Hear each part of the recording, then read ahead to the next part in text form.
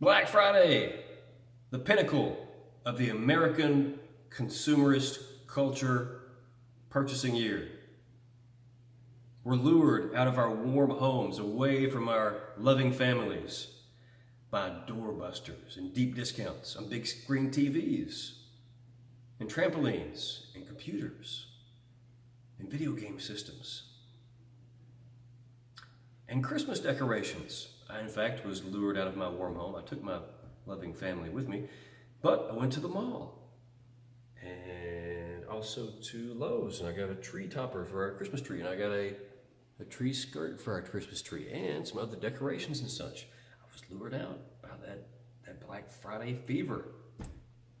And on the way to the mall, I was wrapping up my reading of a very relevant and useful article for this time, and that article, John Hardwig's Ownership, Possession, and Consumption on the Limits of Rational Consumption, a very relevant article to read during the height of the consumerist culture's shopping season, because Hardwig gives us a very stark reminder that things cannot make us happy.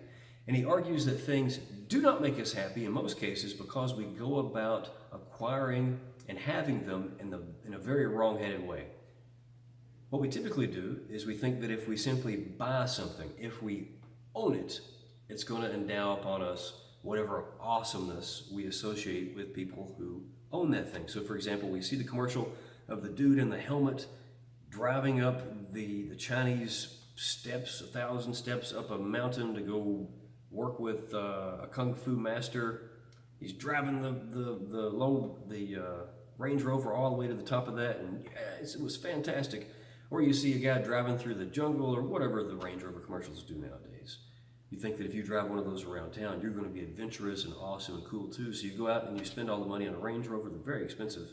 And you're proud of the fact that you're able to afford a Range Rover, and you like to show it off, and you think it's pretty cool, and you think of some sort of a disaster occurred. Maybe you could drive over fissures in the ground and escape the zombie apocalypse. But at the same time, you're strangely dissatisfied.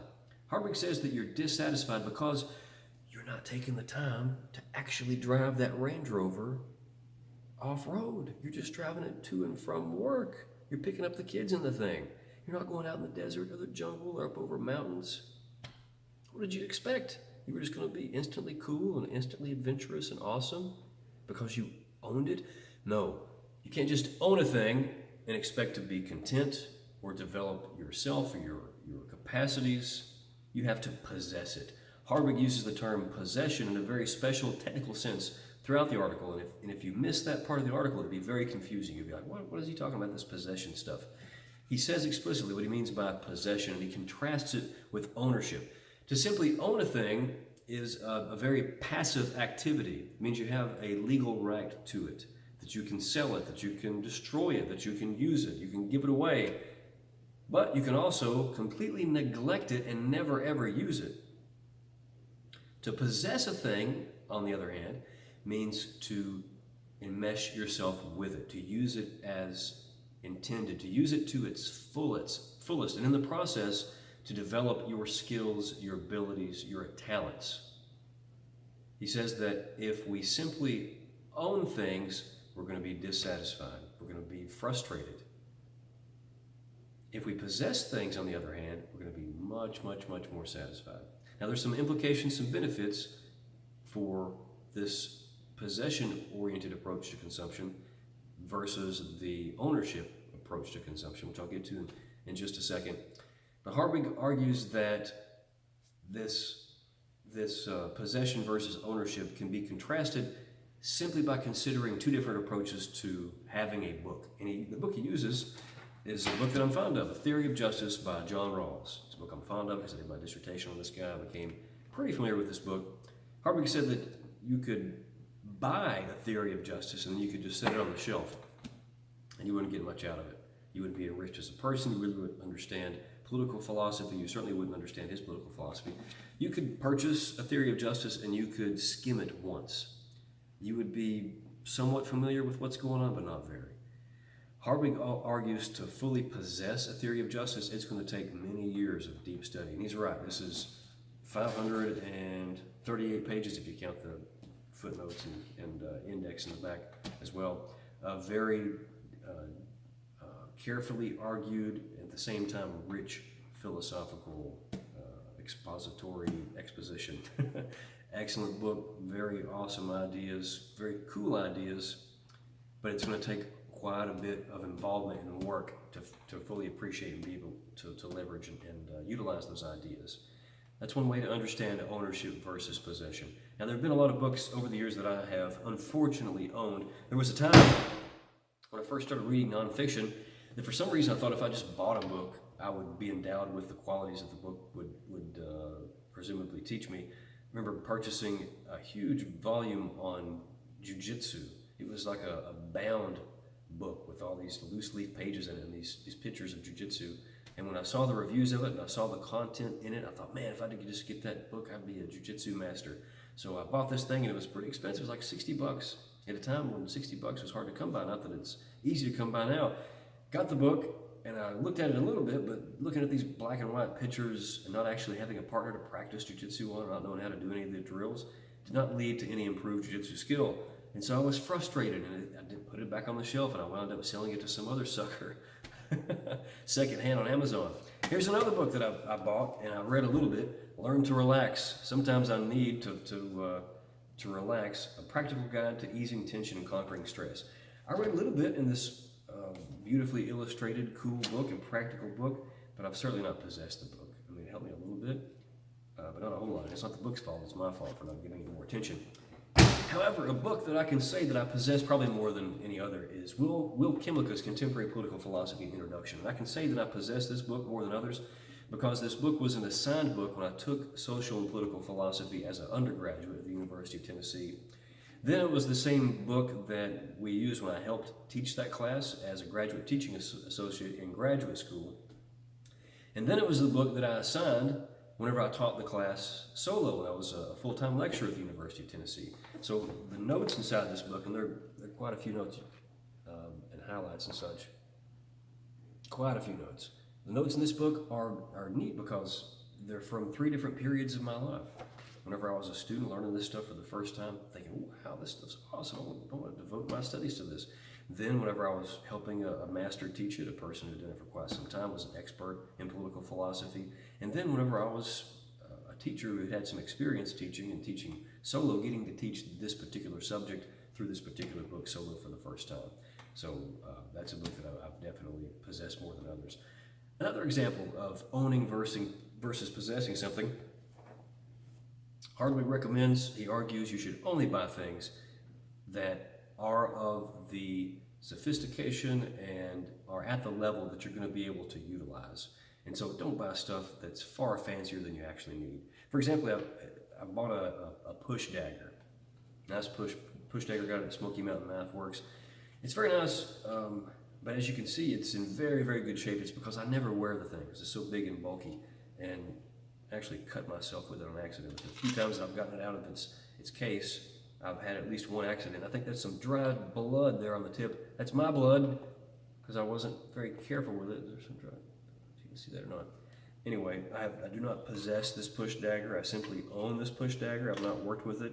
It's not very practical. It was just something that got my attention.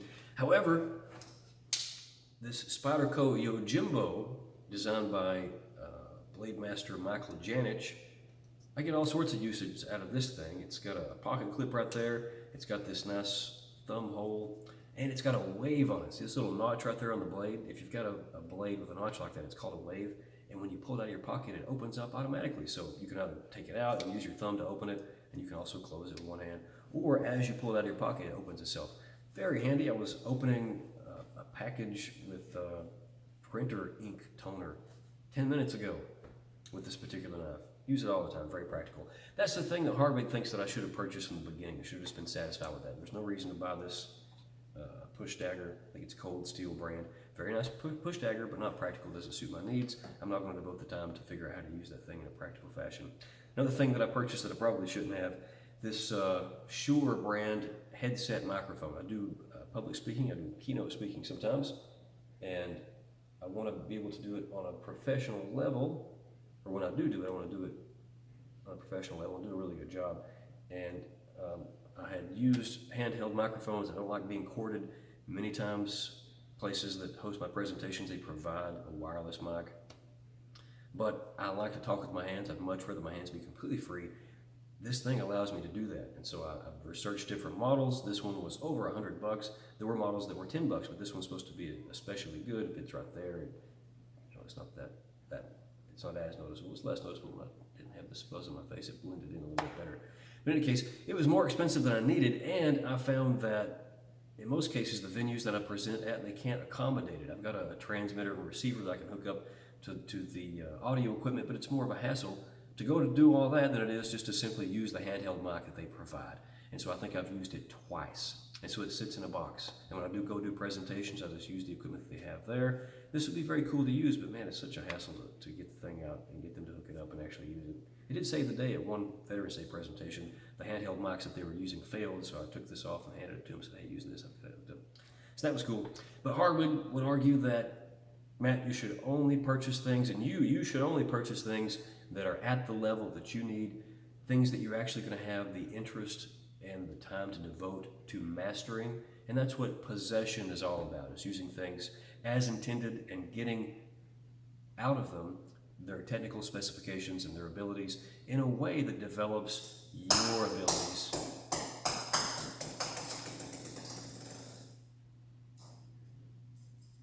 Well, that's an ornament that I think was advertised as non-breakable. It didn't break. So, very good. Thank you, Lowe's.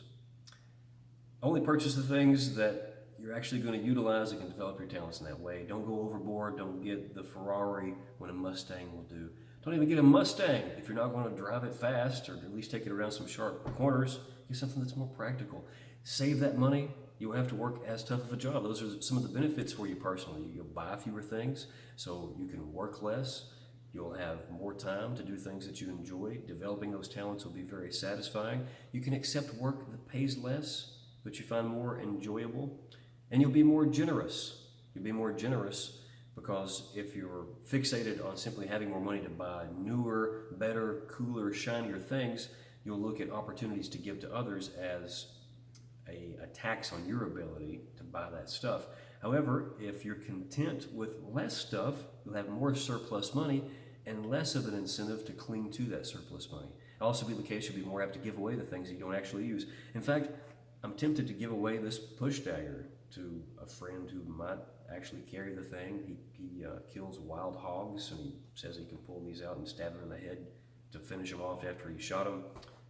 And after reading Hardwig's article, I actually contacted a friend who had recently expressed interest in learning how to box, and on top of that had said that he really wanted to learn how to use a speed bag because he thought it was one of the coolest things in sports. Well, I happened to move in July, several months ago now, and when I moved, I had a speed bag that I took down from our old place, brought to our new place, and I've yet to mount it.